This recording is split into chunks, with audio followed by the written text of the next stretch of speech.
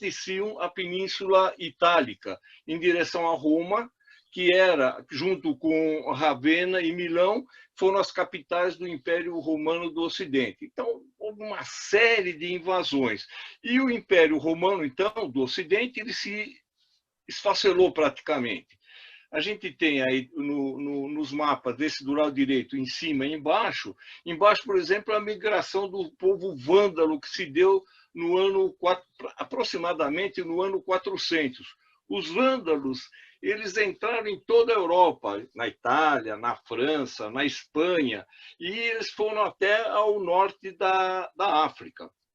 Dizem as más línguas, isso não sei se é verdade, mas é uma das hipóteses, que Andalucia, a parte sul da Espanha, uma das teorias é que ela chama Andalucia por causa, ela seria Vandalucia, porque lá os vândalos ficaram durante algum tempo. Existe, evidentemente, algumas outras hipóteses pelo nome de Andaluzia, El Andaluz, que teria sido outros povos, os povos que vinham lá dos árabes, que teriam invadido. Mas, enfim, o fato é que bem na alta Idade Média, no começo da Idade Média, ela se caracterizou muito pelas invasões dos povos bárbaros na Europa, praticamente esfacelando o Império Romano do Ocidente. Vai lá. Bom, aí também, continuando aí no contexto histórico, no mapinha em cima da esquerda, foram se formando os impérios bárbaros. Quer dizer, sucessivas invasões de povos bárbaros, eles iam consolidando em cada parte do território europeu determinados reinos ou determinadas terras que ficavam de posse sob o controle de determinados povos bárbaros. Aí embaixo, o mapinha da Europa de 480, a gente pode ver como é que era. Por exemplo, a Itália era ficava junto, o reino da Itália ficava junto exatamente de onde foi depois a Iugoslávia. A Espanha e a França, elas eram dominadas pelos visigodos. Tinha a parte extrema, onde é Portugal, praticamente onde era Portugal, também eram outros povos. Enfim, a gente pode ver depois a Europa em 526, ou seja, quase 50 anos depois, ela estava novamente com outra conformação. Enfim, a Europa realmente ela foi sendo invadida por sucessivas hordas de bárbaros, de povos alienígenas à própria Europa. No mapa de baixo, que tem a Península Ibérica, a gente vê que toda a parte sul era dominada pelos muçulmanos, né? E outra possível origem da Andalucia era El Andaluz. El Andaluz quer dizer a ilha do oceano, quer dizer no idioma lá dos muçulmanos, né? Que eles achavam que aquilo poderia ser uma ilha do Oceano Atlântico. Claro que não era. Mas eles invadiram toda a parte sul da Península Ibérica, inclusive onde era Portugal, onde depois foi o Reino de Algarve, né? Sobrou o que era Portugal, o que começou sendo Portugal era o Condado Portucalense, e da Espanha era o Reino de Castela, Leão, Navarra, Aragão e parte da Catalunha. Depois, bem mais tarde, por volta de 1440, mais ou menos, se uniu Leão e Castela, e eles aí acabaram no ano de 1492, expulsando definitivamente todos os muçulmanos da Península Ibérica, né? Mas até lá os muçulmanos dominaram. Tanto que em 711, isso que a gente vê aí com os muçulmanos, esse mapa, a parte amarela, eles invadiram e foram até a França, a cidade de Poitiers, que fica no oeste da França. Eles chegaram até a França, eles atravessaram os Pirineus e foram até a França. Mas o rei da França daquela época conseguiu expulsar os muçulmanos e eles voltaram a ficar só na parte sul da Península Ibérica, né? Bom, continuando no contexto histórico, houve apesar de todas essas invasões dos povos bárbaros, a única entidade que realmente ficava firme era a Igreja cristã, a Igreja católica, né? E era através dela que foram sendo, vamos dizer, os povos bárbaros, eles foram sendo cristianizados, né? Então, foi a Igreja Católica, né, que conseguiu fazer uma certa união daquela série de invasões. E não só isso, ela também é que dominava o aspecto cultural. Praticamente toda a cultura tinha terminado. O pessoal que morava em cidades antes dessas invasões, grande parte dos povos que moravam em cidades grandes, eles foram para os campos, porque todas as cidades eram invadidas, eram saqueadas. E o que restava realmente, a única coisa de incomum que ficou na Europa era a igreja. Eram os padres, os monges nos seus mosteiros, nas suas igrejas. Bom, aí nós temos que, entre o século VII e VIII, nós tivemos o Império dos Francos, a dinastia chamada Carolíngia. Essa dinastia carolíngia foi fundada por um tal de Carlos, e o ponto alto dela foi o chamado Carlos Magno. Daqui a pouco a gente vai ver alguma coisa. Depois vieram os impérios francos no século IX. Aqui, no último mapa, aqui de baixo, esse amarelo, a gente pode ver que houve uma série de invasões dos vikings do norte, dos magiares, ou seja, o povo que morava onde hoje é a Hungria, por aquela região, e os sarracenos pelo sul. Enfim, a Europa simplesmente estava sendo invadida por povos que não eram autóctones de tudo quanto era lado, né? Repito, o que ficava, a cultura que ficava era a cultura da Igreja cristã, católica, né? Então é isso aí. Bom, aí a gente já começa na Baixa Idade Média, que vai aproximadamente do ano 1000, claro que não existe um ano definido para isso, mas aproximadamente do ano 1000, até a queda do Império Romano do Oriente, até a queda de Constantinopla. Algumas coisas que caracterizam esse período foram o crescimento demográfico, e o pessoal já começou vamos dizer, a aumentar a população. E a população também começou a se deslocar parcialmente do campo para as cidades. Houve um crescimento do comércio. E, finalmente, houve o surgimento do feudalismo, que tinha essa pirâmide, né? O rei era o principal, depois vinha o clero e a nobreza, e os vilões eram os que moravam em cidades, né? Os servos, que eram o pessoal praticamente que trabalhava no campo, e os escravos. Havia também escravos naquela época. Outra característica foi que, a partir de 1095, começaram as cruzadas. O povo muçulmano tinha invadido ali a região onde fica Jerusalém, tinha tomado Jerusalém.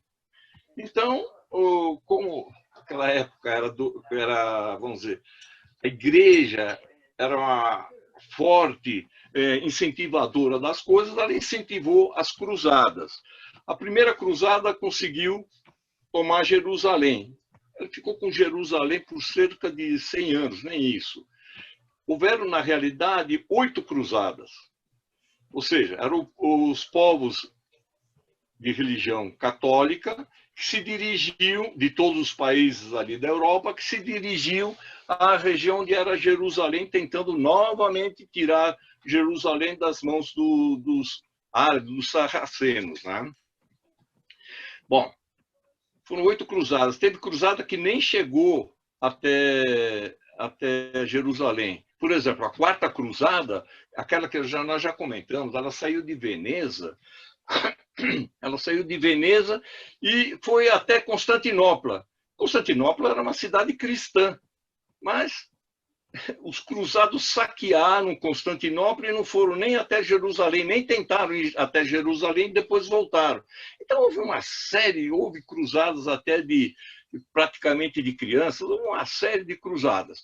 Mas eram os movimentos da época.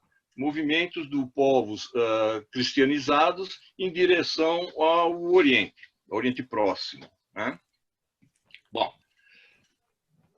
surgiram as primeiras universidades, então sempre apoiadas basicamente pela igreja, mas conseguiram se situar em algumas cidades importantes, por exemplo, Oxford, Paris, Bolonha, uma cidade importantíssima, Pádua, teve a quinta universidade da Europa, ou seja, do mundo, né? Enfim, começaram a aparecer centros de excelência de cultura e de pesquisas nessa época. Depois houve também criações artísticas como as catedrais, apareceu Dante em 1300, praticamente em 1300 apareceu Dante, mais ou menos na mesma época apareceu Giotto, que era um cara que revolucionou a arte em termos de pintura. Nessa época também é Marco Polo, que fez aquela primeira viagem ao Oriente. Isso tudo, inclusive, nós vamos ver depois especificamente o Giotto e o Marco Polo, a gente deve ver mais adiante, porque o livro coloca esses dois personagens como destaque dessa época. Também caracterizou esse período entre 1000 e 1500 umas sucessivas carestias, ou seja, faltava alimento, enfim, realmente a coisa não estava organizada. Repito outra vez, quem organizava as coisas sempre era a igreja. Por isso que nós vamos ver que a igreja era a base praticamente de toda a cultura dessa época. Entre 1347 e 1350 houve a peste negra, que devastou quase que 1/3 da população da Europa. E, finalmente, eu coloquei aí como destaque o grande cisma do Ocidente. O grande cisma do Ocidente foi o seguinte: o rei da França chamava-se, à época de 1300 e pouquinho, chamava-se Felipe o Belo. Ele dominava o reino dele, que era a França, quer dizer, a gente fala França como se fosse a região onde hoje é a França, tá certo? E ele resolveu que o Papa não devia ficar mais em Roma. Então ele escolheu como sede do papado a cidade de Avignon, que é uma cidade que fica ao sul da França, né? Por outro lado, o pessoal de Roma, os papas de Roma, também quiseram manter o papa deles. Então houve o chamado cisma do Ocidente, onde onde estavam de posse do papado, um papa ficava em Avignon e outro papa ficava em Roma. E não se davam bem. Aí, nesse mapa que a gente vê, ele está dividido em algumas cores. As cores, por exemplo, aquela que está hoje a gente vê a França, que eles estavam subordinados ou atendiam mais ao Papa de Avignon. E o que está em azul, que é essa parte mais central e norte da Itália e também da Inglaterra e da Irlanda, eles se atinham mais ao Papa de Roma. Enfim, foi uma divisão que, depois de algum tempo, por volta de 1380, por aí, novamente o papado voltou para Roma. Mas houve uma fase bastante grande, bastante extensa, em que a igreja do Ocidente se dividiu em duas partes, tá certo? Isso foi chamado o cisma do Ocidente.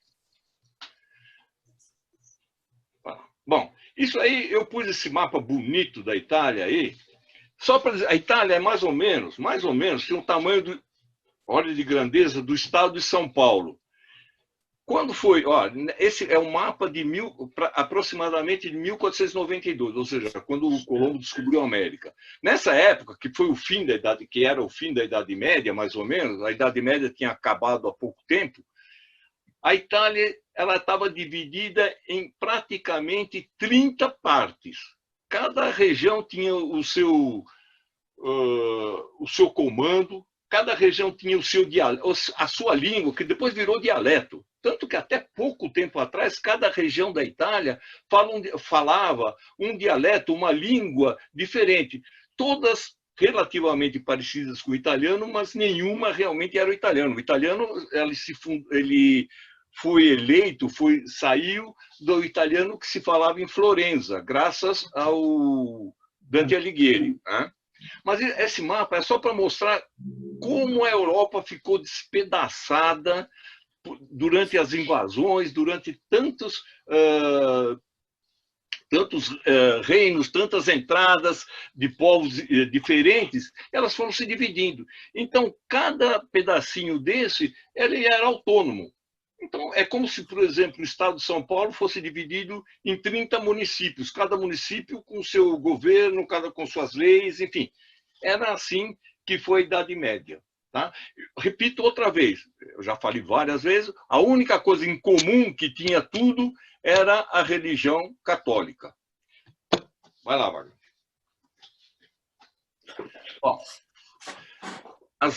Vamos ver as artes. Né? A Igreja Cristã assumiu o papel de extrema importância, filtrando todas as produções científicas e culturais, fazendo com que a maioria das obras tivesse temática religiosa. Realmente, se a gente for ver as obras mais importantes desse período, elas quase todas elas têm um cunho religioso.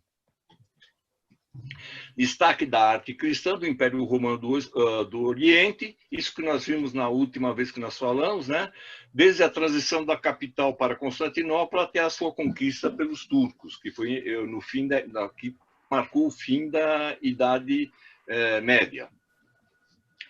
Teve também a expansão da arte islâmica, né? Como nós vimos, o pessoal do Islã foi tanto para o Oriente como para o Ocidente. No Ocidente, eles foram, como nós vimos, lá para a região da Península Ibérica. Né? A arte islâmica ela tinha um extenso território. Ela estava na Pérsia, na Síria, Turquia, Egito, norte da África, Sicília. Sicília foi invadida, ela era pelos sarracenos. E a Península Ibérica, ali o sul de Portugal e o sul da Espanha. O que caracterizava a arte deles eram os palácios, as mesquitas, ornamento com base na citação do Corão, eram os arabescos, né? Eles não tinham nenhuma imagem. Então aí a gente vê, nessa parte de baixo, alguns palácios de origem árabe. Né? Então a gente vê também a igreja lá de Santa Sofia, o Taj Mahal, enfim, era mais ou menos fruto da expansão do Islã pelo mundo. Tá? A arte dos povos germânicos, como nós vimos, os povos germânicos, praticamente, a Roma nunca dominou a parte germânica. Ao oeste do Reno, praticamente Roma não entrou, nunca. Né?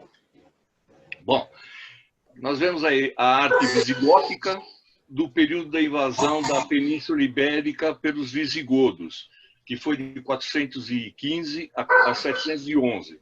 Em 711 foi quando os sarracenos invadiram a parte sul da Península Ibérica. Temos a arte anglo-saxônica, a Irlanda, a Grã-Bretanha, etc. E tal. Bom, aí a gente vê os visigodos na Península Ibérica, a gente vê que o pessoal que saía, os bárbaros, os vikings que saíam da Dinamarca, invadiram o lado oriental da onde é a Grã-Bretanha, da Inglaterra. Né? A gente vê a cruz, essa cruz é típica, né? A cruz dos celtas é uma cruz com um círculo atrás. Realmente eu não sei por que é esse círculo, mas é típica de uma arte da cruz celta. Nós vemos um anel e, finalmente, as runas. Né? As runas são letras características usadas para escrever nas línguas germânicas da Europa do Norte. Depois as runas viraram até coisa meio de... não é feitiçaria, mas para adivinhação, para coisas assim. Mais tarde elas se tornaram coisas desse sentido. Mas antes elas começaram como sendo letras do alfabeto deles lá. Vai lá. Vamos nessa, Wagner? Bom. Aí outro período. O período da dinastia franca dos Merovingios, que veio antes dos Carolíngios. Então, basicamente, é ali de onde fica hoje a França. Né? Nós vemos o mapa, o cálice, eles cunhavam moedas e eles tinham iluminuras. Iluminuras certamente feitas pelos monges nos mosteiros. Né?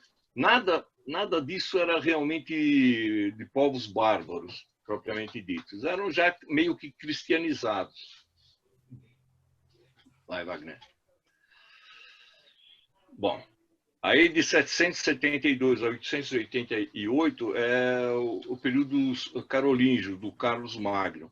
Então, a gente vê aí como que estava dividida a Europa, a gente vê algumas iluminuras, que eram aqueles desenhos feitos em livros, né? As duas figuras que estão em cima e embaixo do lado direito representam a coroação do Carlos Magno, que foi o grande imperador. O Carolíngio era como se denominava o império na época de Carlos Magno da França e das regiões laterais ou próximas.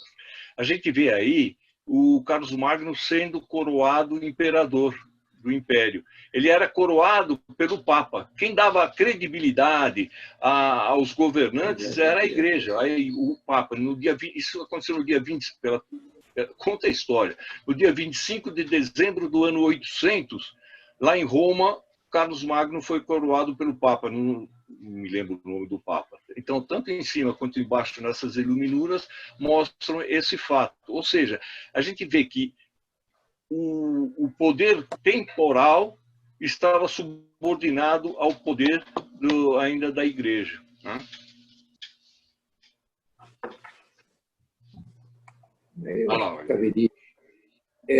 Dá para fazer um comentário, Roberto? Por favor. Fala, enfim.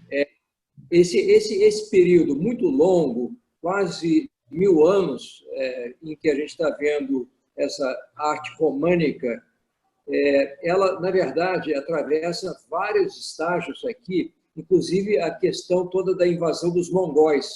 A invasão dos mongóis foi muito importante, porque marca o fato de que um povo equestre, nômade, conseguiu derrotar praticamente todos os estados soberanos da Europa na época. Estamos falando do século XIII. Quando você se refere também aos muçulmanos no sul da Península Ibérica, esses são, na verdade, mouros. Eles são mouros que vieram do norte da África, praticamente. Marrocos, Tunísia e aquela parte toda que invadiu a península e ficou 800 anos dentro da península. Eles, na verdade, trouxeram também muita ciência, porque eles sabiam matemática melhor do que os europeus. E eles também faziam astronomia e arquitetura de altíssima qualidade. E medicina também. E medicina também. Basta dizer que o Maimonides, que foi um grande sábio da época, ele era filósofo e médico. Ele, quando saiu da península, ele foi ser médico particular do imperador do Egito. Ele foi a Cairo, convidado para ser o médico da corte. Então, na verdade, a questão cultural ela não é tão simples assim. Quando a gente fala bárbaro, a gente não deveria dizer isso em relação aos mouros, porque eles estabeleceram, na verdade, um período de tempo de grande, vamos dizer, renascimento cultural na Península Ibérica. Verdade. Eu conversei muito com os espanhóis quando visitei a Espanha na década de 70, e eles diziam o seguinte: a nossa cultura basicamente é moura, porque os reis católicos eles eram absolutamente analfabetos, eles não tinham a menor cultura. Eles pegaram os panos dos árabes, panos tecidos com fios de ouro, para derretê-los, para recolher o ouro. Ou seja, é uma coisa inacreditável a falta, vamos dizer, era tudo ouro, era tudo busca da riqueza. Então, o que se caracteriza, na verdade, é a Europa sendo um território não varrido, mas atravessado por muitas culturas que trouxeram muita cultura para lá. Eu tenho um mapa aqui que é basicamente o período último desse período romanesco, que eles chamam, em que a gente vê que o Sagrado Império Romano, como era chamado, Holy Roman Empire, ele vinha do meio da Itália e abarcava até a Bélgica e Holanda. e o território é gigantesco, gigantesco. E, no entanto, dentro desse território, eles tinham condados e ducados. Ducado, o que é? O duque é o proprietário daquele território. Ele tem dialetos distintos do outro, que é um duque vizinho. Então, nessa concepção de condados e ducados, eles também tinham guerras entre si, ou seja, conquista de território. Então, é um período, na verdade, em que havia consolidações e fragmentações. As fragmentações são muito interessantes, talvez até mais do que as consolidações. Por quê? Porque, através da fragmentação, havia, então, um contágio cultural e artístico entre as diversas, vamos dizer, culturas. Agora, se vocês quiserem, eu posso fazer esse mapa, que é difícil mostrar nesse momento, e mandar para vocês via o nosso Zap. E também o livro que eu estou aqui vendo, que é esse aqui. Vocês estão vendo? Não dá para ver. Porque... Não dá para ver, né? Sim, está projetado. Bom, se você conseguir... Qual é o nome do livro? Tudo bem. O livro chama-se Romanesque. Romanesque. Coloca o nome, autor e tal, depois, no grupo. Tá bom. Você está com a tela ocupada pela projeção. Bom, de qualquer maneira, é um período extenso. Eu acho que valeria a pena a gente dividi-lo em etapas ou fases, né? E, como o Roberto está mostrando, diversos mapas, eles vão se reconfigurando na medida que há perdas e ganhos e novos impérios surgem.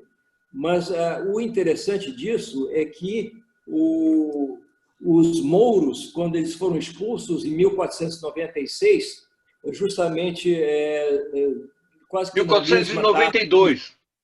92, quando o Colombo descobre o Novo Mundo. É uma coincidência. Enquanto ele está descobrindo o Novo Mundo, a expulsão dos mouros e judeus da península. Os que permaneceram, eles foram convertidos à força, porque ou era para serem julgados e condenados, ou eles tinham que, na verdade, se tornar cristãos. Então, não tinha muita escolha. Sim. Então, era isso. Eu queria dizer que, no fundo, essas conquistas e reconquistas, elas acontecem na Europa como regra, não como exceção. A exceção é a permanência longa de impérios. Essa, vamos dizer, é a exceção. Tá bom, obrigado.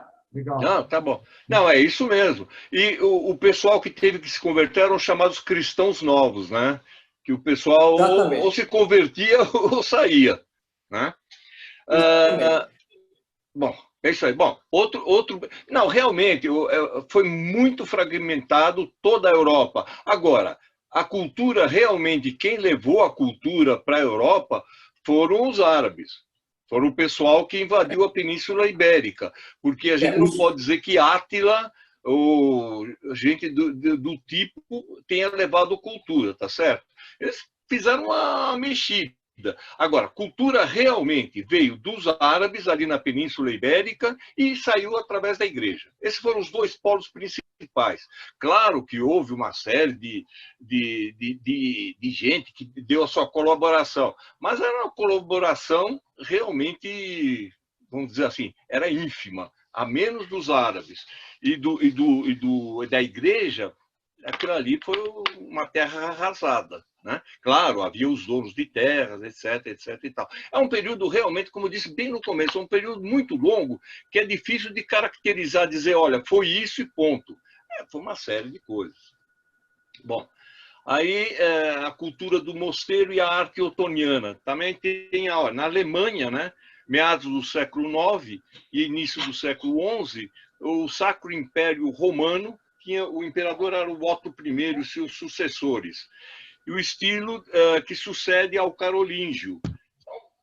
Você vê, parte do aquilo que é a Alemanha, uma parte da França já ela tomou posse já os alemães, o imperador Otto I. Então, realmente houve uma série de mudanças e uma série de características, né? A escultura nessa época era mais realista e expressiva e continuavam sempre com as iluminuras de grande força e intensidade. Então era basicamente isso. Na realidade, essa época se caracterizou em termos de arte muito pelas iluminuras. E depois começou, a partir de um certo momento, a arte românica, que nós vamos ver daqui a pouquinho, com as características, quais eram as características da românica. Mas até aí, basicamente, as artes eram as iluminuras, que eram aquilo que os monges faziam quando escreviam os livros, quando transcreviam ou traduziam os livros. Vai lá, Wagner. Olha aí, finalmente a arte românica. Quais são as principais características da arte românica? Em termos de arquitetura, o uso de abóbadas. Abóbadas é uma série de arcos, de semicircunferência, arcos romanos, um atrás do outro. Então, isso eles chamavam de abóbadas. Os pilares eram maciços, né? Paredes eram espessas, as aberturas das janelas eram muito estreitas, por causa da resistência do próprio prédio, eles não podiam fazer muitas janelas na parede. Então, as igrejas eram em formato de cruz. Isso, em termos de arquitetura, pelo menos aquilo que eu andei olhando, eram os principais pontos notáveis dessa arte românica, né? Nós vamos ver daqui a pouco, a gente vai consolidando isso. Aqui a gente dá os pontos e depois a gente vai ver as características. Pintura era técnicas de afresco, então o camarada precisava ter rapidez e precisão, porque senão a massa secava e ele não conseguia mais pintar a fresco. O tema sempre eram religiosos e as cores eram chapadas, ou seja, não existia muito semitons. O azul era completamente azul e azul igual, o vermelho era igual, enfim, cada cor era uniforme de cima a baixo, não se fazia semitons. As cores eram chapadas. Claro que sempre há as exceções, mas a regra da pintura, as regras da pintura são essas. Em termos de esculturas, relevos, as esculturas não eram tridimensionais, basicamente eram relevos. Nas paredes, nas colunas, nos capitéis e nos tremós. Tremós eu não sabia, eu aprendi lendo esse negócio aí. Tremó, se a gente olhar essa porta de uma igreja, essa coluna que fica entre as duas portas, exatamente, essa aí chama-se tremó. Né? Eu não conhecia. Mas é uma coluna é quase uma decoração, não é tanto para efeito de, vamos dizer assim, de estrutura do prédio. Era mais uma decoração. Se a gente olhar essa igreja de São Martin, que é em Tours, a gente vê que ela é a característica bem mostrada da arte românica. A gente pode ver que a porta principal tem aqueles arcos romanos, todas as portas encimadas por arcos romanos, as paredes são grossas, as janelas são estreitas, enfim, é uma estrutura muito pesada, tá certo? Mas basicamente essa é a característica da arte românica. A gente vê em cima colunas, a gente vê que a própria coluna ela é esculpida, ela apresenta relevos, quer dizer, não são todas, mas grande parte apresenta relevos. Ali depois tem o tremó, tem nessa figura intermediária tem as famosas abóbodas e na parte de baixo um capitel de coluna completamente esculpido, ou seja, já saía daqueles capitéis de colunas gregas, que tinham aquelas três formas básicas, né? Essa você pode ver, ela é totalmente esculpida. E normalmente ela é esculpida com motivos bíblicos, ou seja, sempre a arte tinha um cunho religioso, um cunho de ensinar a alguém que não sabia ler. Então, olhando, o camarada podia se relembrar algumas passagens da Bíblia. Vai lá, Wagner. Outra coisa que não se fala, mas que apareceu na época foram os castelos românicos. Era uma nova forma de arquitetura, né? Antes não havia. Então, é a forma de arquitetura militar, serviu de casa para o senhor feudal e para a defesa do seu território. Era a base da defesa do seu território. Então, aí a gente vê 3 formas de castelos. Tá?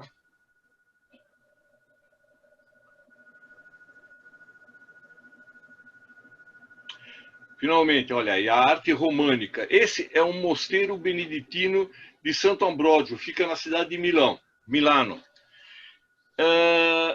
A igreja está associada a um mosteiro de abades. Então, o que era o mosteiro? O mosteiro tinha uma igreja, a igreja era a abadia, né? Porque era a igreja dos abades, que é diferente, a abadia é diferente de igreja, é diferente de catedrais. Catedrais eram as igrejas de cidades grandes, onde ficavam os bispos. Os bispos falavam ao povo de cátedra, né? Eles eram os que ensinavam ao povo, por isso que virou catedral, porque o bispo falava de cátedra, ele era superior aos abades. Né? E, normalmente, essas igrejas maiores ficavam em cidades, tanto que a gente encontra a maior parte das catedrais em cidades, e não em lugares afastados.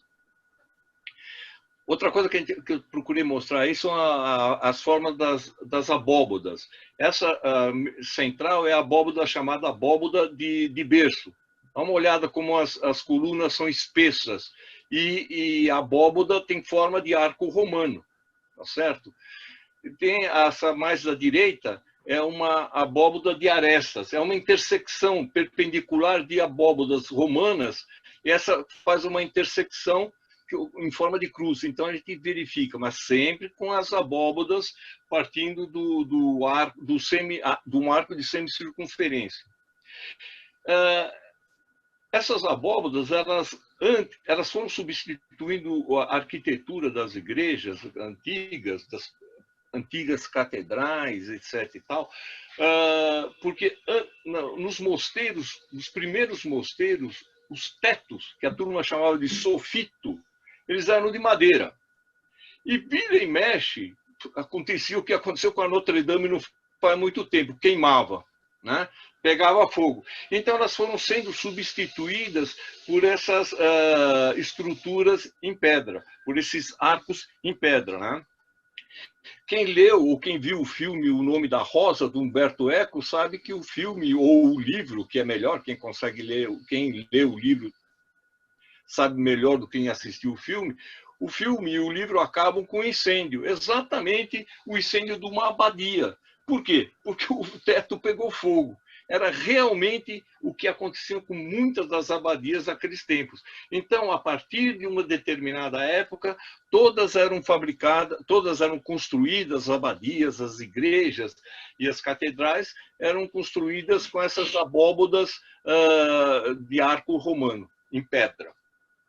Vai lá, vai. Então, alguns exemplos. Dá uma olhada nessa igreja que a gente vê aí no alto, como tem pilares e paredes espessos e quase não tem janelas. Na parte, agora já no alto à direita, a gente já vê aberturas raras. Tá vendo? Realmente era muito pouco iluminada devido à estrutura ser muito pesada e não permitir abertura de janelas maiores. A gente tem a abóboda de arco de berço, que é chamado arco de berço, é esse que está embaixo à esquerda, e a abóboda de aresta, um exemplo de outra igreja, esse que está embaixo à esquerda. Tá? Vai lá, olha. Bom, esses são exemplos de tímpanos de igrejas, de catedrais. Né? O tímpano é essa parte que fica em cima da porta principal. Ele era completamente esculpido. Então, servia, mais uma vez, as imagens servindo para as pessoas que não sabiam ler. Né? Na realidade, a leitura se difundiu a partir da prensa do Gutenberg. Antes, pouquíssimas pessoas liam. Liam mais era o pessoal da igreja, os abades, enfim, eram essas pessoas que tinham a cultura da leitura, de saber ler. O povo, 90% do povo era analfabeto, tá certo? Então eles aprendiam, eles lembravam das coisas através das representações feitas em esculturas ou em pinturas. Tá aí alguns tímpanos e um capitel de uma das colunas. absolutamente esculpido.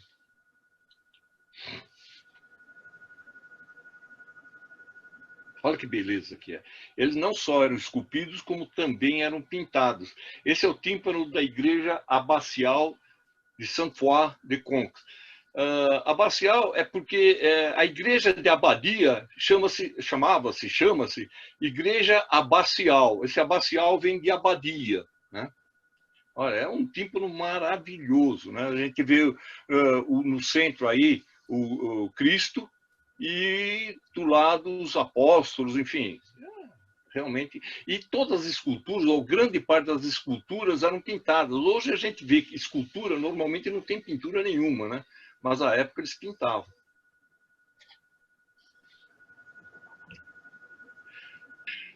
Olha, algumas igrejas com arte românica.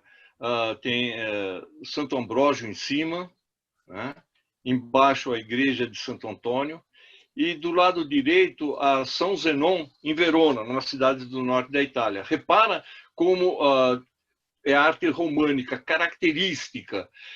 Tem, os arcos são arcos românicos, as janelas são janelas muito finas, muito pequenas por causa da estrutura, que ela não permite coisas maiores. E o que garantia um pouco de iluminação dentro dessas igrejas eram essas rosáceas, essas que ficam em cima da porta. Exatamente, é algo que permitia um pouco mais de iluminação dentro da igreja.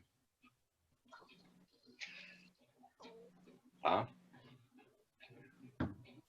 Outra da arte românica que mostra pouca luminosidade e as colunas pesadas é essa igreja de Notre-Dame de Poitiers, né? Repara as torres, como são torres. É uma imagem pesada da arquitetura. Realmente, repara como praticamente não há aberturas de janelas aí, né? O que se vê em cima são os pequenos arcos romanos com esculturas, e a luz aí só entra através da porta embaixo.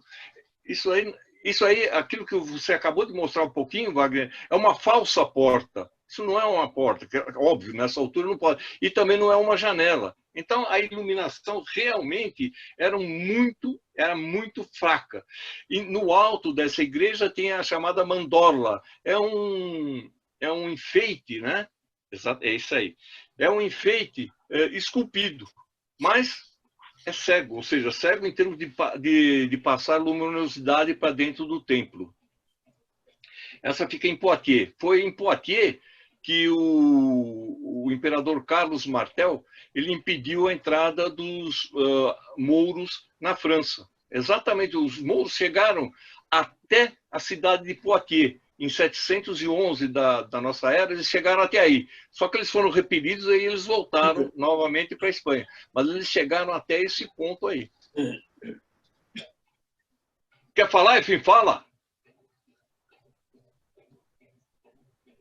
Você não está falando. Tá, eu não sei quem que fala, mas eu queria só fazer um comentário em relação à questão da poderio da igreja na época, porque no fundo, era questão de quem era proprietário de terra, porque quem era proprietário de terra vivia de rendas, e o camponês pagava a renda ao ducado ou ao conde, o condado. Mas quando a igreja vai se apoderar de tanto território, ela, na verdade, passa a ser um império na terra, não só no céu, né? no plano espiritual, vamos dizer assim. E eu acho que é por ali que era o grande conflito. O grande conflito é justamente essa questão de Estado e Igreja. A separação Estado e Igreja é essencial para se entender como é que a Igreja não conseguiu segurar tamanha quantidade de estados que ela absorveu dentro, vamos dizer, do Sagrado Império Romano. Agora, a questão em relação aos mouros é que, no fundo, eles também eram proprietários de grandes terras na península, e os outros pagavam tributo a eles. E eles conseguiram construir coisas incríveis. Para quem conheceu Alhambra e também o que eles deixaram em Granada, em Toledo, na Espanha, é impressionante. A mesquita de Córdoba virou igreja. Ela foi depois convertida, mas o estilo da mesquita com arcos botantes é algo extraordinário. Eu posso também mandar essas fotos depois via nosso site. Manda sim. Então, tá bom. Posso só, Roberto, juntar um pouco o que o Efim acabou de dizer, que ao lado do poderio da igreja, você tinha que a igreja conferia aos monarcas e aos reis, e inclusive à nobreza, vamos dizer assim, o poder espiritual. Quer dizer, eles tinham eles eram um poder divino, né? Eles tinham investidos do poder divino. Então, era uma coisa, quer dizer, além do poder temporal, eles tinham investidos, vamos dizer, como um carisma, o poder divino, né?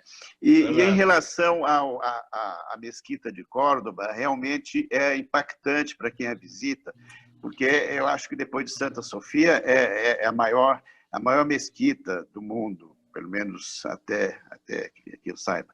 E quando você entra na mesquita, você tem todos isto que o Efim falou, dos arcos, árabe, totalmente muçulmano, mas de repente você se encontra no centro da mesquita com uma capela, é uma igreja, mas não é tão grande, mas totalmente assim, estilo, eu acho que eu me lembro, estilo barroco, e é uma coisa toda, quer dizer, quando os cristãos retomaram o território, eles implantaram dentro vamos dizer, do símbolo do islamismo, a religião católica, né? Isso. Então, é muito impactante essa visita, né, à catedral. Verdade. Viu, Hélio? No México, eles colocavam a igreja em cima das pirâmides dos aztecas, né? Eles construíam a igreja em cima, né? Eu, até um tempo atrás, eu fiz, aqui no grupo, não sei se vocês lembram, eu fiz uma sugestão. O livro lá que nós estamos seguindo, ele não mostra muito essa arte no sul da Espanha, na Andalucia.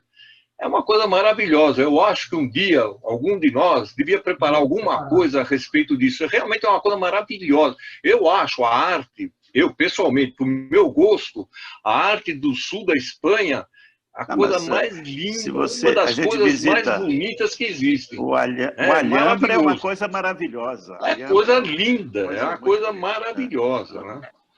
Bom, seguindo o nosso bonde aqui, a gente vê aqui, aquela mesma igreja que nós vimos pesadona por fora, a gente está vendo aqui por dentro. Uma das coisas interessantes é verificar que as colunas eram pintadas com decorações geométricas, uma coisa meio que estranho por tempo, mas essa aí é a decoração da parte interna da igreja. E a gente vê que tem pouquíssima iluminação, a gente vê iluminada aí por causa da iluminação artificial, mas na realidade, em termos de aberturas de janela, tinham pouquíssimas, né? Vai lá, Wagner. Eu estou com o olho no relógio, viu, Wagner? Então, Tem mais 2 minutos. Tem mais 2 minutos. Tá. Bom, essa aí é o aspecto das colunas. Existiam vários tipos de colunas, como nós vimos, pintadas, decoradas, esculpidas. Dá uma olhada no alto à nossa direita, até parece duas colunas entrecruzadas. Na realidade, é uma coluna só, né? Olha lá, embaixo a gente vê o tremor. Enfim, essas eram formas de colunas. Então, aquelas colunas dos tempos dos gregos, dos romanos, elas, nessa época, da arte românica, elas foram tomando uma série de formas e características bem diferentes do que eram daquela época, né? Olha aí, a parte superior do capitel, olha como ele era absolutamente esculpido, né? Agora, eu me lembrei de uma coisa, estou vendo aí, parece um rei, na época da Revolução, não tem nada a ver com o que ele está falando, mas só que eu me lembrei. Na época da Revolução Francesa, muitas igrejas e catedrais, eles tiveram, esse que parece um rei, que está com a coroa, o povo que se rebelou, eles simplesmente cortavam a cabeça, davam uma martelada na cabeça da estátua, porque eles não queriam de jeito nenhum reis. Então, eles decapitavam as estátuas, para ser contra o reinado. Né? Então, isso é uma passagem. Bom, aí a gente está vendo do lado esquerdo, volta só um pouquinho, Vaninho. A gente está vendo do lado esquerdo os capitéis, mais um tímpano, e na parte de baixo era o formato básico das igrejas, tá certo? Era sempre a planta normal, sempre não, mas normalmente eram plantas em forma de cruz latina. Olha, são 9 horas. Vamos ficar por aqui. Religiosa. Nós vimos que desde o começo da Idade Média até o fim da Idade Média, praticamente, quem dominava a parte cultural era a igreja, no caso, a Igreja Católica. Né? Então, essa arte românica, basicamente, é uma arte da Igreja Católica.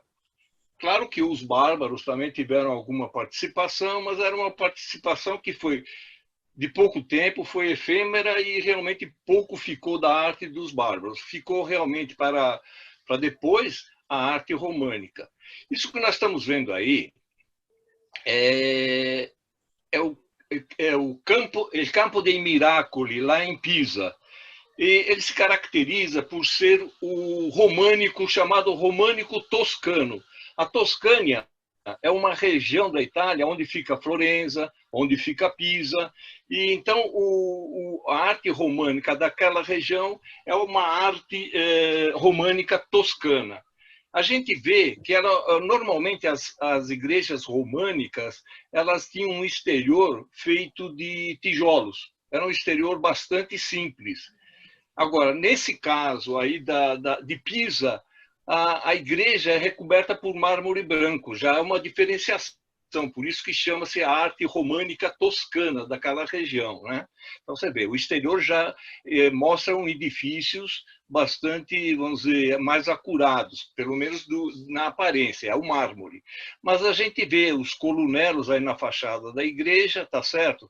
Tem as duas portas as três portas das três naves, e é caracterizado também por essas janelas, que são janelas muito estreitas. É típico da arte românica, como ela é muito pesada, ela não pode fazer grandes aberturas nas paredes. Então, as janelas, normalmente as janelas de toda a arte românica são janelas muito estreitas, muito finas. Né? Um detalhe que nessa região da Itália, as igrejas românicas, o conjunto românico era dividido em três partes. Era a igreja propriamente dita, a catedral, era o batistério, que era o lugar onde eram batizadas as pessoas, e o campanário onde fica o sino. Campana, em italiano, é sino, tá certo? Então, essa aí é a característica dessa região. Ela tem a catedral, tem o batistério e o campanário separados. Tá? Então, a gente pode ver aí nessa figura da direita no alto, a gente percebe perfeitamente a igreja, a catedral, é em forma de cruz romana, e lá atrás está o batistério. Na figura de baixo, a gente vê a catedral, e um pouco atrás da catedral está o campanário, onde tem o sino, a famosa Torre de Pisa. Né? Vamos lá. Olha aí. Essa é a Torre de Pisa, que ficou famosa por causa da inclinação. Mas a gente vê que a arquitetura dela, a forma da arquitetura dela, com essas coluneros que eles chamam, pequenos e com os arcos românicos em cima, eles são os mesmos coluneros e arcos românicos da fachada da catedral, tá certo? Na figura, a gente vê bastante a inclinação da torre, que todo mundo sabe, por causa que cedeu um lado do terreno, então ela ficou inclinada. Com o passar do tempo, mais recentemente, eles fizeram um reforço na estrutura inferior da torre, de tal maneira que ela ficasse pensa, mas não caísse, ela ficasse exatamente nesse ângulo. Tá? Nas outras figuras, a gente vê, na extrema direita, a entrada da catedral, é uma porta relativamente simples, e nas duas figuras de baixo à direita, no centro e à direita, são as escadas que sobem o campanário. Aqui em cima, essa última figura, é a parte mais alta do campanário da Torre de Pisa. Tá? Olha aí, ó, um negócio que... Bom, eu coloquei aqui um negócio que eu achei, não vi escrito em lugar nenhum, foi sei lá, uma opinião minha. Está aí o batistério de São Giovanni Batista. Por sinal, 99% dos batistérios, que é o lugar onde se batizam, eles são em homenagem a São João, porque exatamente São João era o cara que batizou o Jesus Cristo. Então, normalmente, os batistérios são em homenagem a São João Batista. Se a gente reparar, pelo menos eu reparei, não sei se eu estou certo ou estou errado, repara como a parte de cima desse batistério de Pisa, ele parece uma tiara papal, ele tem a mesma conformação, eu pus essa figura aí do lado exatamente para a gente dar uma comparada. Essa é a coroa, não sei se chama coroa, a tiara, que o Papa usa em diversas ocasiões de celebrações, né? Então, não sei se foi coincidência ou não, mas ela é muito parecida, inclusive a parte de cima, ela tem um puxadinho para cima e a cruz. Exatamente a mesma coisa que tem lá no batistério. Eu achei uma curiosidade, então pus aí. Se não é verdade, fica sendo. Né? Mas eu acho que deve ter alguma coisa a ver, sim. Eu acho que deve ter alguma coisa a ver. É muito parecido. As duas figuras do lado, em cima e embaixo, são a parte interna do batistério lá de Pisa, tá certo? É nesse lugar que se batizam as pessoas. Por que eles colocavam o batistério do lado de fora? Porque eles achavam que a criança, antes de ser batizada, ele ainda não era cristão, ele não era católico. Então, ele não poderia entrar numa igreja que já estava consagrada a Cristo, a Deus. Né? Então, ele, antes de poder entrar na igreja, ele tinha que ser batizado. E ele era batizado fora da igreja. Depois desse rito do batismo, aí sim ele podia adentrar a igreja. É por isso que elas eram divididas em três partes. A catedral, propriamente dita, o batistério e o campanário, no lugar lá dos sinos. Vai lá, Wagner. Essa é uma igreja que mostra a arte românica de Saint-Lazare, que fica na Borgonha, lá no centro da França, mais ou menos no centro da França. É notável pelas igrejas que tem e mais notável ainda pelos vinhos que são de lá. E o Pinot Noir lá é excelente. Olha, a gente mostra aí já a parte escultural, a escultura que eram feitas nessa igreja. A gente repara que é uma obra, quer dizer, não são esculturas que estão em 3 dimensões, elas são esculturas em 2 dimensões, eles são em relevo, mas não são completamente esculturas completas, são apenas em 2 dimensões. O que chama a atenção, essa figura, é um detalhe do tímpano, essa figura que está no alto à direita, e está escrito em latim, o Carlão que é bom no latim, mas está escrito aí, Gilberto fez isso. Ou seja, é uma obra que, naquela época, os artistas, o pessoal que fazia isso, eram anônimos. Não se dava o nome da pessoa que fazia, eram simplesmente operários. Mas já estava começando a se dar destaque às pessoas que faziam aquelas obras. Tanto que, nessa, o camarada que fez isso, ele mesmo escreveu lá, Gilberto fez isso. E repare que embaixo desse Gilberto fez isso, tem, não sei se é um anjo, não sei o que é essa figura aí, que está exatamente olhando para aquilo que está escrito. É um negócio interessante, né? Bom, nas figuras de baixo está a hora do juízo final, né? Então, como sempre, essas esculturas, essas representações, elas sempre têm um intuito pedagógico. Ou seja, a pessoa que não sabe ler, bastava, à época, olhar para isso, e os padres, os monges já tinham explicado. Então, eles imediatamente lembravam, eles memorizavam aquilo que tinha sido contado, e eles, olhando essas figuras, eles lembravam o que acontece. Essa figura está meio embaralhada, mas uma está mostrando o juízo final. Essa que está no centro, embaixo no centro, é um camarada pesando. está pesando os atos bons e os atos ruins de uma determinada pessoa, uma dessas que aparece aí nessa escultura. Por sinal, quando a balança pende para os lados... No Yom Kippur, tem essa fase de pesar primeiro, que é para avaliar a quantidade de pecados. Isso aí vem do judaísmo, né? Direto, mas vai. Bom, eu não sei se era do judaísmo, Wagner, mas tudo bem. Mas isso, por exemplo, os egípcios já tinham isso. Os egípcios, eles colocavam de um lado uma pena e do outro lado o coração do camarada que tinha morrido. Se o coração pesasse mais que a pena, o cara era condenado para o inferno. Se pesasse menos, ele ia lá para o paraíso.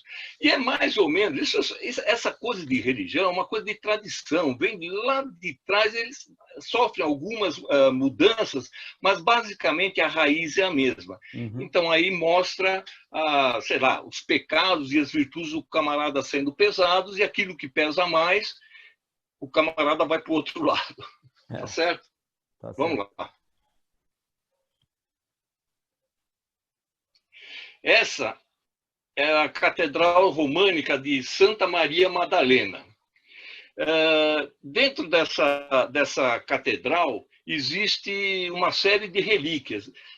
Na Idade Média, tudo quanto é igreja, tudo quanto é abadia tinha relíquia. O camarada fazia uma peregrinação lá para Jerusalém, lá para a Terra Santa, e trazia sempre alguma coisa. Se era verdade ou não, não sei, mas passava como sendo verdade, né? Essa Basílica de Santa Maria Madalena estava em homenagem a Maria Madalena, lá uma das, não sei se era discípulas de Jesus, mas pelo menos acompanhava Jesus. Mas nessa igreja consta como relíquia o manto que a Virgem Maria estava usando quando o anjo, não sei o nome do anjo, acho que era Gabriel, mas não tenho certeza, foi lá e anunciou que ela seria mãe de Jesus. Então, não sei como alguém achou esse manto e levou para essa igreja aí. Claro que acredite quem quiser, se for verdade. Mas, como relíquia dessa igreja, estava o manto chamado manto da Anunciação. Aonde Uma das fica? coisas engraçadas... Antes de engraçar essa coisa, é o seguinte. Fica? Fica na França. Tá? Fica na França. Daqui a pouco a gente vai falar mais alguma coisa dessa igreja, dessa catedral. Como toda a arte românica, ela tinha paredes espessas, pouca iluminação, porque as janelas eram pequenas e estreitas, arcos de semicircunferência, que eram os arcos românicos, tá? Era bem característica de uma construção de caráter românico. Só que essa igreja ela passou por uma série de incêndios. Antigamente, a cobertura das igrejas, dessas basílicas, eu já falei isso antes, a cobertura era feita de madeira. A igreja é escura, o teto de madeira. O pessoal precisava usar vela para iluminar, porque senão não tinha jeito. E adivinha o que acontecia? Vira e mexe dava incêndio. Né? Então, depois de vários incêndios, o que aconteceu foi um fato notável, ou seja, digno de nota. O tal do manto da Virgem, nenhum dos 3 incêndios pegou fogo. Então o pessoal achou que aquilo lá era um milagre da Virgem, e ela estava pedindo para que essa igreja fosse reformada, porque não é possível 3 incêndios e um manto firme e forte ali dentro, né? Então, eles reformaram essa igreja românica e tiraram o tal do teto de madeira e fizeram os arcos românicos, onde a parte de cima, as abóbadas, eram de pedra, ou seja, não pegavam mais fogo, tá certo? Então, ela sofreu uma série de modificações. Só adiantando um pouco aquilo que você perguntou aí, Wagner, essa fica na França.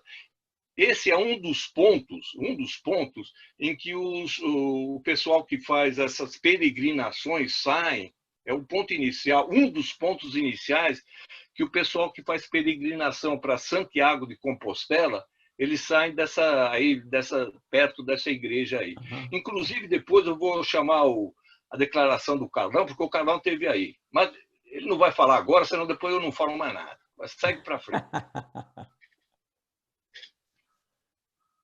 Então, olha aí. Então, a parte de... Olha, a parte de baixo, a figura de baixo, mostra a igreja como ela era lá no interior. Ela era toda cheia, meio fechada, meio escura. O que o pessoal fez? Eles fizeram uma série de arcos românicos, que é essa figura maior. Repara que os tramos, existe uma série muito grande de tramos. Tramos é vamos dizer, é o módulo, eu não sei como é que falar, mas matematicamente é o módulo que vai entre um par de colunas e outra. Tá certo? Tem entre um arco e outro. Eles fizeram uma série de arcos de tal maneira que a sustentação da igreja ficou mais fácil por causa desses pilares, né? Então, eles puderam abrir mais janelas para dar mais iluminação. Então, numa daquelas reformas que eles fizeram depois de algum incêndio dessa igreja, eles transformaram uma igreja que era românica quase em direção de uma igreja que é gótica. Gótico é uma igreja que tem uma iluminação muito maior, há uma preocupação muito maior com a iluminação. Vai lá. Tá certo. Então, essa igreja, essa mesma igreja que nós vimos aí de Santa Maria Madalena, é essa figura que está aí à direita, à esquerda.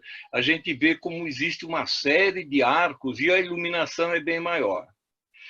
Essa concha de Santiago, que fica aí no meio, é a representação é um símbolo do pessoal que peregrina, o pessoal que vai, que sai desse lugar e vai até Santiago de Compostela, ou de outros lugares e vão até Santiago de Compostela, eles têm como símbolo essa concha. Essa concha tem uma série de mitos, de história que dizem por quê. Uma das histórias dessa concha é o seguinte: quando Santiago, as relíquias de Santiago estavam sendo transportadas lá para a cidade de Compostela, que fica ao norte da Espanha, quando elas estavam sendo transportadas por mar, tinha um cavalheiro, ou seja, o cara com um cavalo, e ele viu o barco que estava trazendo os restos mortais de Santiago.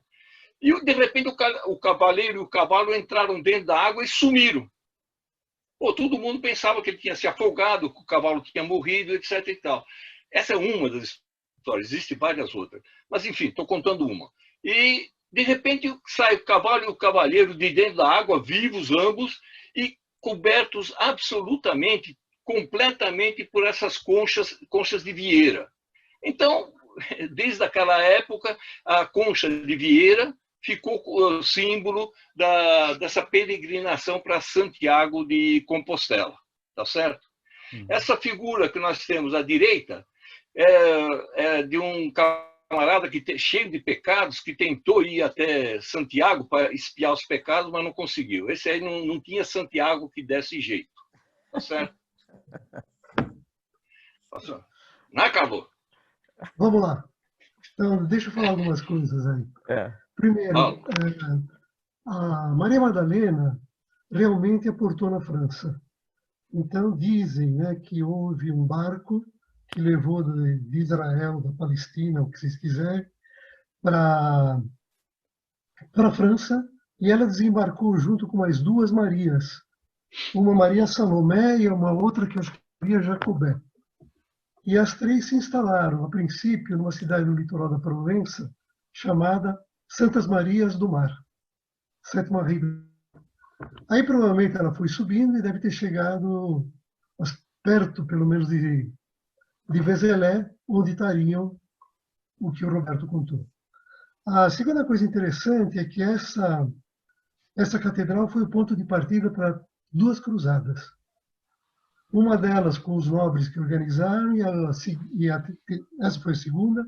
E houve a terceira também, onde dois reis, da França e da Inglaterra, inclusive o Ricardo do Coração de tramaram a terceira cruzada. E, finalmente, Luís IX, o rei da França. E, finalmente, uma coisa interessante a respeito dessa catedral é que, em 1946, o bispo daí fez chegar, comemorando um ano do término da Segunda Guerra Mundial, fez chegar de diversos países cruzes para comemorar exatamente o fim da Segunda Guerra. E foram mais de 10 países.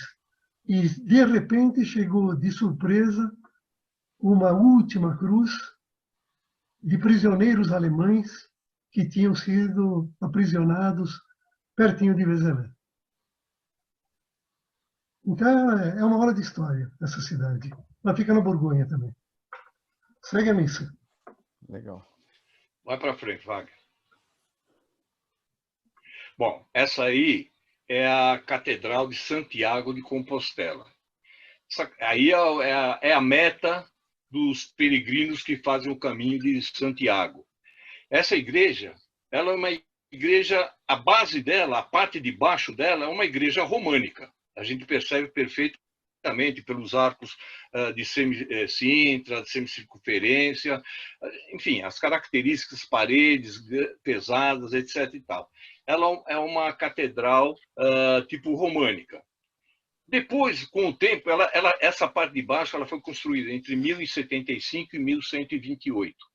Só que, com o tempo, o pessoal foi aumentando a igreja, foi melhorando, foi embelezando a igreja, e a parte de cima a gente pode reparar que já não é o mesmo estilo da parte de baixo. É o estilo barroco que a gente vai ver mais para frente. Mas é só para constar. Mas dá para ver perfeitamente, agora que a gente está começando a entender um pouquinho de arte, que a parte de cima é bem diferente da parte de baixo. Exatamente por isso. Ela foi feita em etapas. Tá? Adelante. Aí já é outra coisa. Agora a gente vai ver relativamente rápido. Eu estou controlando o tempo aqui. Tá, ok. A gente vai ver uma parte que lá no livro, estou controlando, cara. Uma parte que no livro intitula-se A Bíblia Esculpida em Pedra. Ou seja, aquilo que nós já falamos várias vezes, que era a curiosidade principal do Ari, né? O pessoal que não sabia ler, então a forma de passar a religião para os camaradas era através de representações. Só que alguns se empolgaram, em vez de só aprender através das representações, começaram a idolatrar as representações. Isso foi uma coisa que depois a igreja realmente combateu bastante. Mas a função das imagens era uma função educadora, né? Pedagógica. Aí nós estamos na Catedral de Módena, que, entre várias coisas, é a sede da Ferrari, né? Tem o vinagre de Módena, que é o vinagre balsâmico, e tem essa catedral que foi feita em 1099. 1099, por sinal, foi o ano da Primeira Cruzada. Foi realmente o ano em que os cruzados conquistaram Jerusalém. E o Lanfranco foi o camarada que fez aí essa parte escultural. Um negócio muito bonito. Dá uma olhada, esse mezanino cheio de representações. Parece lá a Última Ceia, uma das formas de apresentar a Última Ceia. Nessa parte mais externa do mezanino, esse púlpito do mezanino, estão representados os 4 evangelistas. Os evangelistas, segundo o Apocalipse, eles eram representados por um touro, por um leão, por uma águia e por um homem. Eu conheço, que eu não manjo muito não conheço muito do Apocalipse, mas essas imagens exatamente estão para retratar os evangelistas, estão retratando o evangelho. Então, o padre, o bispo, devia explicar para os fiéis o que representavam essas figuras, tá certo? Mas é um negócio muito bonito. E o nome de quem fez isso, o Lanfranco, passou para a posteridade, né? Agora, essas figuras aí eram utilizadas quando da travessia de Moisés, que as tribos eram organizadas em cruz. De 3 em 3, as 12 tribos estavam organizadas. E cada uma tinha uma bandeira, com a bandeira do leão, a outra bandeira, enfim. Então, e representa toda a humanidade no final, que é o que está aí colocado. É isso aí, tá? Adelante. Essa aí é a Catedral de Módena, aí já vista do lado de fora. Ela é bem românica, dá uma olhada, ela tem característica tipicamente de uma igreja românica. Ela, com o tempo, ela ganhou uma rosácea. Antigamente era uma mandorla. Mandorla era uma escultura que ficava no lugar de onde depois veio essa rosácea. Uma coisa que eu acho interessante aí, isso mesmo, uma coisa que eu acho interessante aí é o campanário. Outra vez é uma observação minha, eu não li isso em lugar nenhum, mas, sei lá, eu vou falando, depois podem me desmentir se quiserem, enfim, uma teoria melhor. Dá uma olhada, o campanário, a parte de baixo dele tem uma janela só. À medida que vai subindo, ele tem 2 janelas, 3 janelas e 3 janelas maiores. Ou seja, à medida em que o peso da estrutura é menor, o arquiteto consegue fazer mais janelas, consegue dar mais luminosidade ao prédio. Então, isso eu acho que é uma das coisas bem representativas do estilo românico, tá certo? O pessoal de antigamente, eles achavam que quanto mais em direção ao céu, mais luz ganhava. É verdade, mais luz ganhava, mas na realidade o problema era um problema de arquitetura, de estrutura do prédio do que de parte religiosa. Então, aí a gente vê perfeitamente essa questão do peso dos edifícios de estilo românico, né? A gente vê aqui na figura inferior a criação de Eva. Mais uma vez, era uma explicação de como Eva saiu da costela do Adão, e etc, etc e tal. Isso está esculpido. Para quem não sabe ler, o cara olha isso, ele já se remete à origem da humanidade, à origem do homem, né? E da mulher. Em cima... Roberto, fala!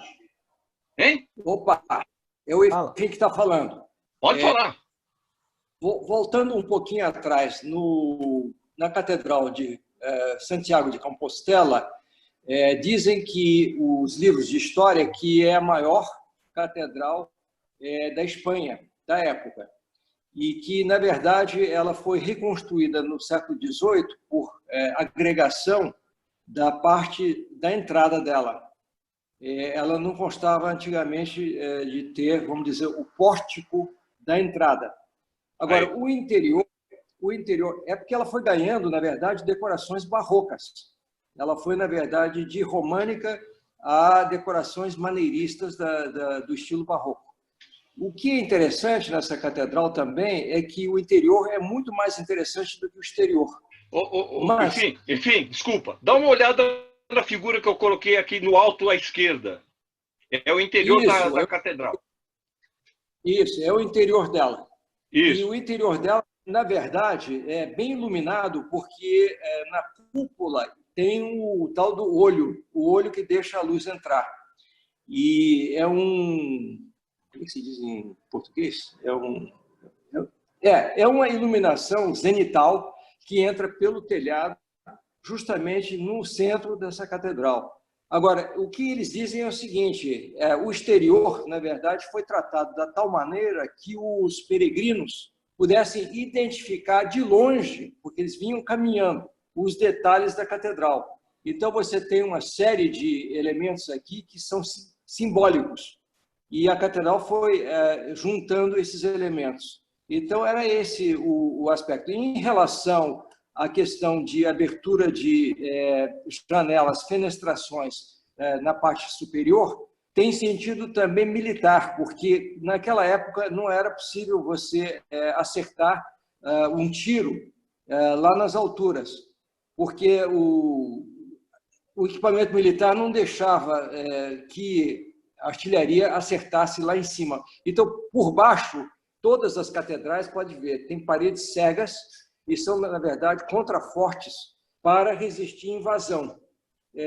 Então, pode ser visto dessa maneira também o fato de que eles desenvolveram uma engenharia de fortificação para as grandes catedrais, porque era um local de refúgio quando havia invasões de outros povos que tentavam invadir ou conquistar nessas guerras todas, né, que nós conhecemos.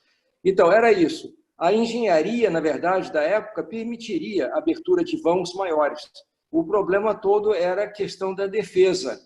É um local de defesa da comunidade. A mesma coisa sucede com as sinagogas. As sinagogas, na verdade, são fortificadas, porque as cidades eram invadidas o tempo todo. Era isso. Legal. Tá bom. Enfim, eu achei legal a tua explicação, inclusive eu tinha lido exatamente isso que você falou.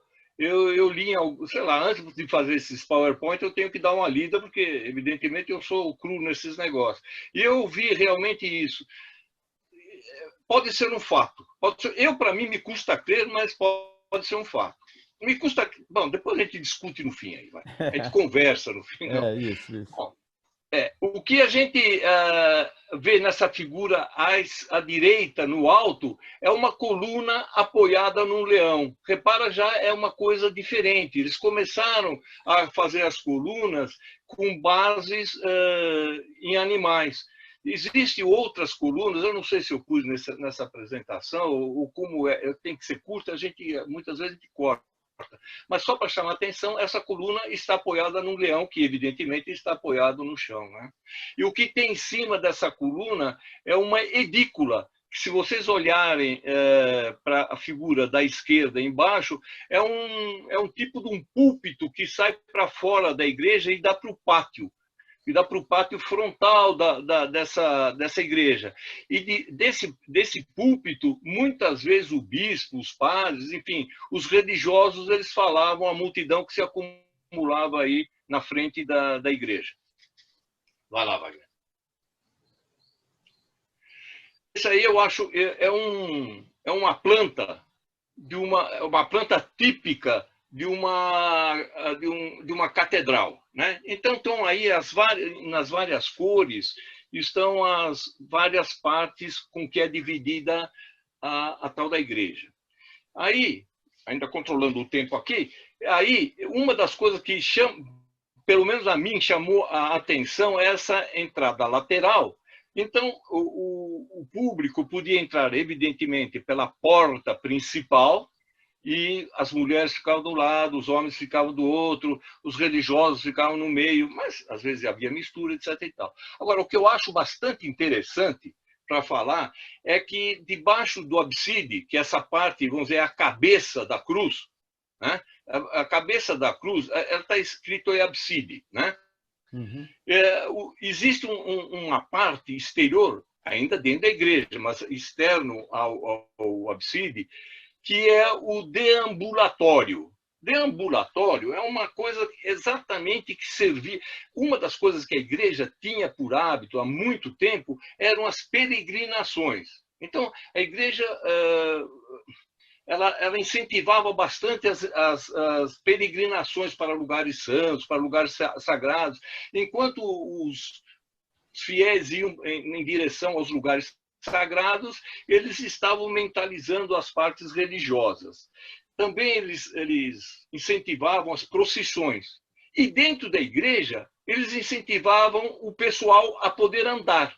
Então, eles entravam por essa entrada lateral, que está bem aí embaixo, eu até coloquei umas flechinhas, o pessoal entrava por essa entrada lateral e virava logo à direita e fazia essa semicircunferência olhando sempre em direção às paredes. Primeiro, a parede externa, que estava recheada de figuras que representavam alguma coisa referente à Bíblia, ou o santo, o padroeiro da igreja, enfim, representava sempre alguma coisa sacra, né? Eram representações esculpidas ou, às vezes, pintadas nessas paredes.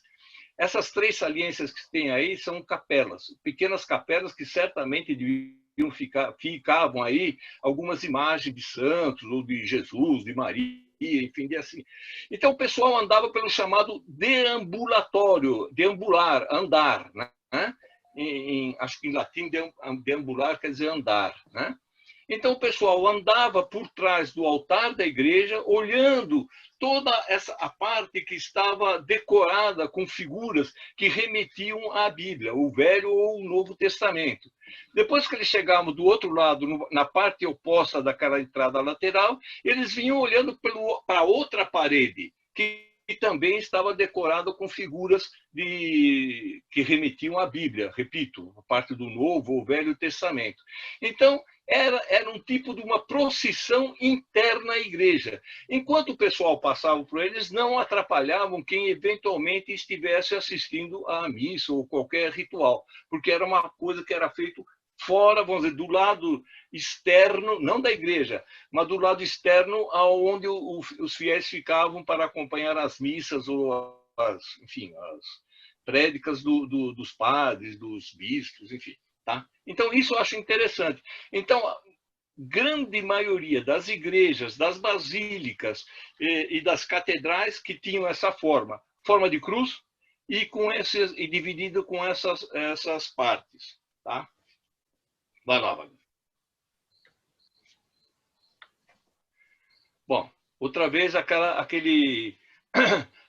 figura da Catedral de Módena, a gente pode ver aí a figura da tentação da serpente, e a serpente oferecendo a maçã para Eva, Eva aceita a maçã, depois, enfim, aquela história toda do pecado original. Tem a parte do Caim e Abel, que é essa figura que fica do lado da serpente, né? Que o Caim mata o Abel, né? E a outra é a expulsão do paraíso, Jesus expulsando Adão e Eva do paraíso. Então, repare, tudo é a parte visual do que está escrito, no caso aí do Velho Testamento. E, bom, a gente vê mais detalhes aí da Catedral de Módena, aí, aquela mezanino que nós vimos antes, com maiores detalhes. Tá? Então, por isso que o título do livro lá que nós estamos acompanhando chama-se A Bíblia Esculpida em Pedra. Né? Então, é uma maneira do pessoal ir acompanhando. Vai lá, vai. Olha, mais detalhes aí da Santa Ceia, dos apóstolos, está escrito Pedro e André nessa do meio, aquela representação da águia e do touro, o Jesus se humilhando, lavando o pé de não sei de quem aí, que existe ainda atualmente na Igreja Católica, o dia do lava-pés. Eu não sei exatamente o que dia é, mas é uma coisa que Cristo fez em sinal de humildade, etc, etc e tal, né? Então isso está representado, está escondido.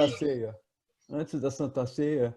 Em cima é a ceia, né? Então essa é a famosa ceia, né? Então, realmente são representações bíblicas. Adelante. Olha aí, ó, aqueles detalhes, tá vendo? Olha aí, dos evangelistas, o São Mateus, São Marcos, São Lucas e São João.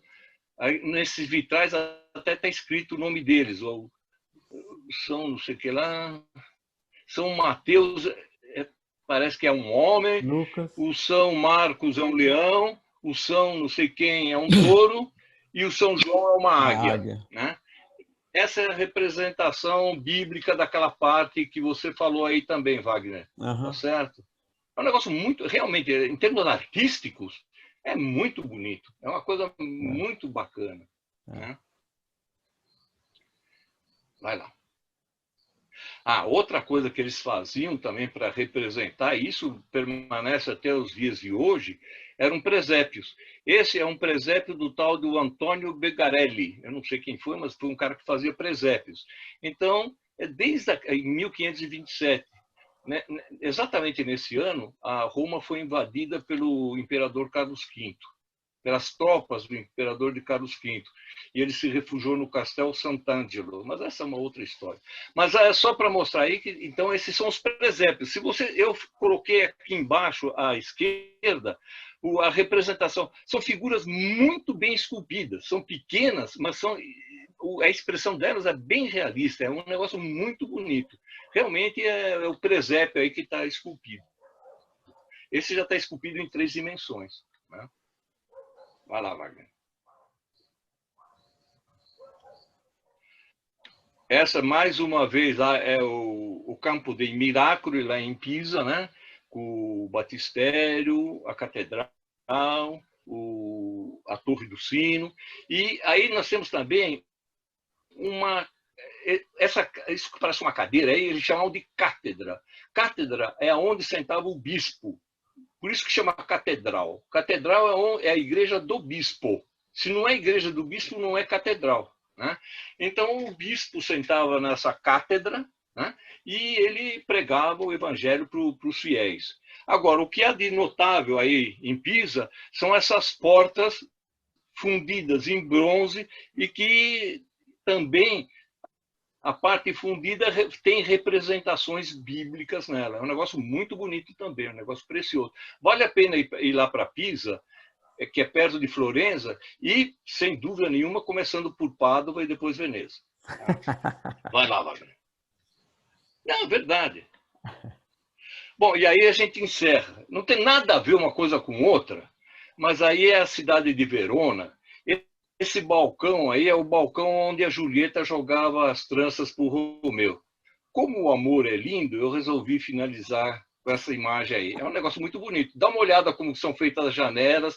Mesmo o lado de fora desse balcão são típicos românicos, né? É uma cidade muito bonita. Então aproveita que Verona é perto de Pádua. Tá? Por hoje é só isso. Cumpri o horário, hein? Ótimo, ótimo. Tá? Tá, ótimo.